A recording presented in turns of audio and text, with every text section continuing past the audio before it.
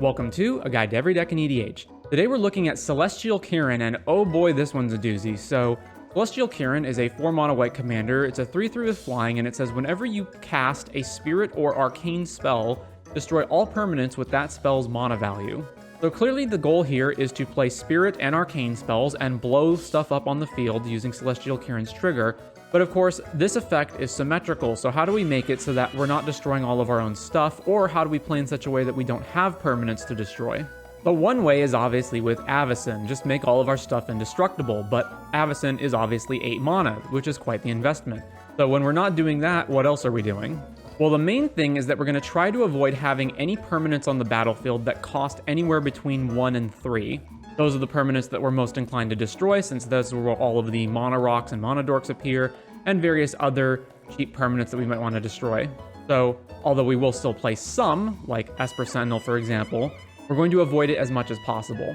And of course, we're going to heavily skew our spells towards being spirits and arcane spells in order so that we can trigger Celestial Kirin. So to start us off, we've got Drogskol Reinforcements, a 4-mana spirit with melee. Other spirits you control have melee, and prevent all non-combat damage that would be dealt to spirits you control. We also have Odric here as a way of giving all of our team all of the keyword abilities that everything else has, which at the minimum will be flying for Celestial Kirin as a way to beat down our opponents. Straight away, it's worth saying that we don't necessarily have any combo finish or anything like that, so we are going to try to win just through beatdown and controlling the board by blowing up all of our opponent's permanents. Otherworldly Journey is a blink spell that also happens to be an arcane spell, and it is worth noting, however, that there is no way to save stuff with something like this. So let's say we know we're going to cast the Otherworldly Journey, and we've got a 2-mana permanent. Well, it doesn't matter whether we cast this first or not, because the Kirin is going to trigger before this resolves, so anything that did cost 2 is getting blown up before it blinks out. Unless we do this ahead of time before we have Kirin. However, that line of reasoning is why we do have Eerie Interlude. We can blink out any number of our creatures, and then return them at the next end step, so if we know that we're going to cast a spirit or an arcane spell, and it would blow up one of our permanents, we can blink them out with Eerie Interlude, then cast the spirit or arcane spell, and then those permanents will return. We also do have cards like Enduring Innocence, which it doesn't matter if we blow it up the first time because it'll come back, although I guess if we cast 2 3-mana spells back to back, then it will blow up. Bygone Bishop as another just decent enough spirit. Although our main plan is to win through beatdown, we do have a combo, so Heliod plus Walking Ballista. This is mainly here because Heliod is indestructible, so it's a permanent that we can deploy that won't be killed by Kirin. We also have Karmic Guide in case we need to get something back. Our lands are pretty straightforward as well, however it is worth noting that we are running Cascading Cataracts, Darksteel Citadel, and Flagstones of Trocaire. And this is because we do have spirits that cost 0 mana and therefore can blow up all of the lands. So we do want a way to mitigate that so that we can at least hold on to indestructible lands or Flagstones to go fetch up planes out of our deck. Then we've got our various pieces of protection, so these are cards that are going to give primarily indestructible so that our stuff doesn't get killed, but we do have other methods. So Avacyn, as previously mentioned, we've got Blessed Breath, which gives protection from a color so we can save Kirin, but it's also an arcane spell. Boromir, which we can sack to give indestructible, as well as Selfless Spirit. Darksteel Plate, which is itself indestructible. We can attach it to Kirin, and then anything we cast on 4 is not going to kill the Kirin. Or we can move it around to something else that we want to save. Flawless Maneuver, again for indestructible. Galadriel's Dismissal, which we can pay 4 to phase all of our stuff out if we, again, know that we're going to be casting a Spirit or Arcane spell that's going to blow up our own stuff. Or we can just phase out 1 creature if we just need to save 1 thing. Gideon Blackblade, which during our turn is indestructible and it can make something else indestructible. Guardian of Faith phases stuff out, although it is a spirit, so it will not save anything that costs 3. Then in the ramp section, so the main problem is how do we run ramp in our deck when Kirin can blow up all of our mana rocks? So first of all, we're going to play things that just flat out don't get around that, like Chrome Mox, Mox Diamond, and Soul Ring. These are all great cards, and we just need to play them anyway. Then we've got cards like Land Tax, which even if we blow it up, it doesn't matter because we already got the planes off of it. Same goes for cards like Gift of Estates, basically does the same thing. Then we've got planes cycling cards, Shepherding Spirits, and Eternal Dragon, which we can plane cycle, and it's also worth noting that both of these cards are spirits. We have White Orchid Phantom, which blows up a land and allows the controller to get a basic. So if we've got White Orchid Phantom, and one of our lands is, let's say, Cascading Cataracts or Darksteel Citadel, we can point it at our own land, and then that land doesn't die, but we still get a planes. And the same thing is going to go for a lot of our cards. A lot of our cards are going to be grabbing planes out of our deck, so things like Archaeomancer's Map, or Claim Jumper, or Loyal Warhound, or Knight of the White Orchid. Although all of these cards do have, of course, the downside of one of our opponents needs to have more lands than we do. Then we just have straight up Darksteel Ingot and Skyclave Relic, which are indestructible. Wayfarer's Bauble tutors up a land, and it's gone by the time we would ever blow it up. And then we've got cards that can get things back from the graveyard. So Savin's Reclamation can technically target a fetch land, and same thing with Brought Back. If we fetch on the same turn we're going to cast this, we can Brought Back on those fetch lands up to 2, and then that can basically be the equivalent of ramping. So quite the hoop to jump through, but a lot of ways of ramping in such a way that we don't have our stuff get blown up when we eventually do trigger Kirin. Then we have our removal spells, a lot of which happen to be Arcane or Spirit cards. So these are all things which are removal at one point, but later in the game, they can just be ways of triggering Kirin. Especially worth noting is cards like Crib Swap, which as a changeling means that this is a spirit, and Nico Anna, which can come back to our hand so we can reuse it.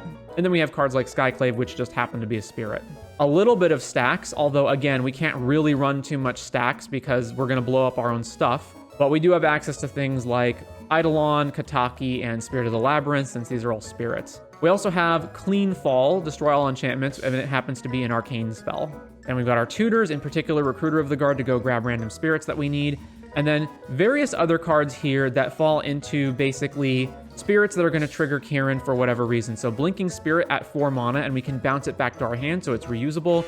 And then Ugin's Conjurant alongside Omarthus, which isn't shown here, but Ugin's Conjurant and Omarthus are X spirits, meaning we can cast them for 0 and basically turn them into Armageddon, blowing up all the lands. Rescuer Qinghua also bounces one of a permanent back to our hand, so this is a spirit card that can also hypothetically save something from getting blown up if we cast it in the right order. And then we have our untagged arcane spells. So these are mostly here not because of whatever they do, but just because they're instant speed arcane spells, so it allows us to basically sweep the board at instant speed when we use it with Kirin. However, it is worth noting that Charge Across the Araba and Plow Through Rado are ways of picking up as many planes that we want. So if we know, for example, that we're going to cast an Ugin's Conjurant shortly, and we're going to blow up all the lands, we can, before that happens, cast Plow Through Rado or Charge Across the Araba, return all of our planes to our hand, and then when we do blow all the lands up, we got to retain all of our planes.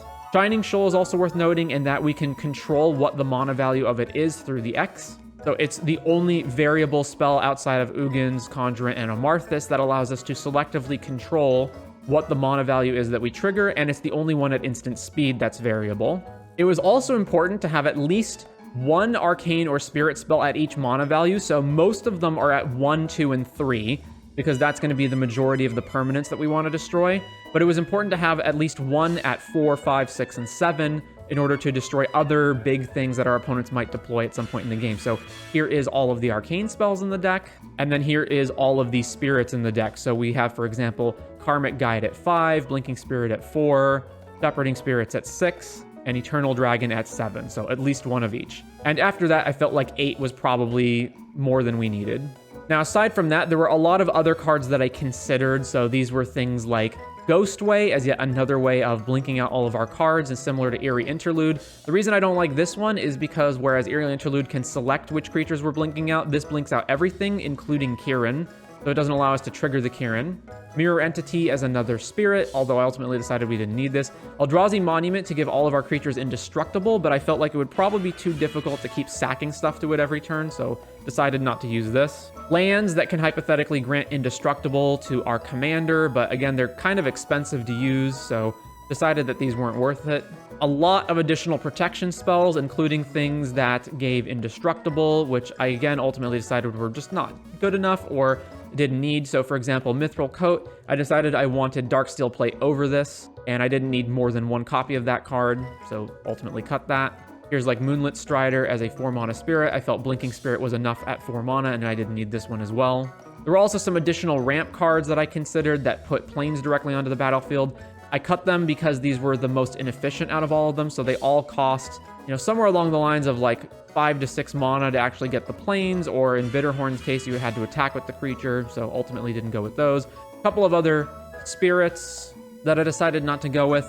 Hollow-Wisp was one in particular that I cut because there just weren't any good auras to actually fetch with it. A whole bunch of other spirits that I again decided just didn't need any of these, and we had plenty of cards on these mana values anyway, so none of these cards wound up making it either. And a bunch of arcane spells that also for similar reasons got cut. Tithe as another pseudo ramp spell also didn't make the cut, along with like Birth of Meletus. Now, the main question is this deck good? Well, that depends on what you mean. It's certainly not competitive with CEDH, for example.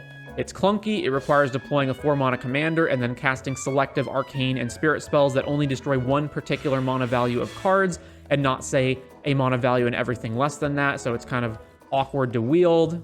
But it is very unique and, dare I say, mean-spirited. So if you're looking for something particularly distinct and has a great novelty factor to it, I would recommend trying out Kirin at least once. And so with all that said, that is going to do it for Celestial Kirin in EDH.